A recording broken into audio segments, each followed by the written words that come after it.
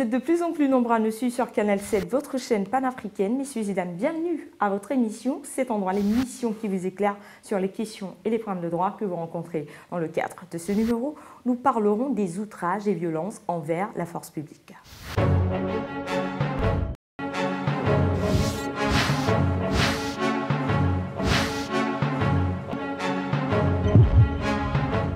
Vous êtes toujours là, c'est parfait. Dans un quartier du 6e arrondissement de la capitale gabonaise, M. Karl, un jeune policier qui régulait la circulation, a interpellé une femme dont le véhicule stationnait au mauvais endroit.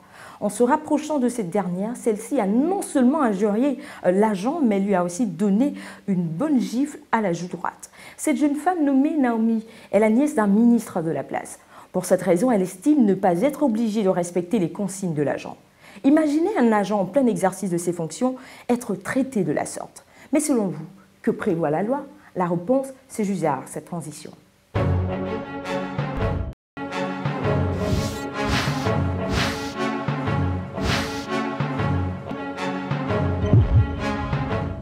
De retour pour la suite de votre émission Cet endroit. Chaque jour, des scénarios similaires se produisent sur de nombreuses localités. Mais doit-on manquer de respect à un agent dans l'exercice de ses fonctions?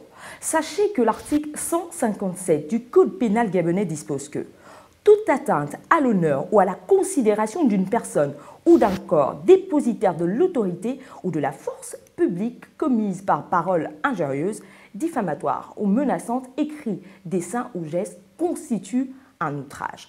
En somme, la jeune Naomi s'est rendue coupable devant la loi. Elle devra donc répondre de ses actes devant la justice.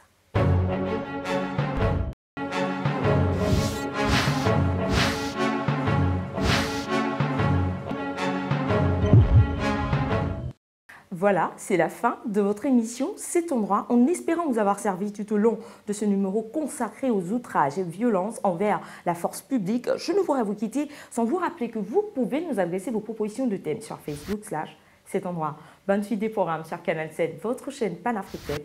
N'oubliez pas que nul n'est censé ignorer la loi. Au revoir et à bientôt.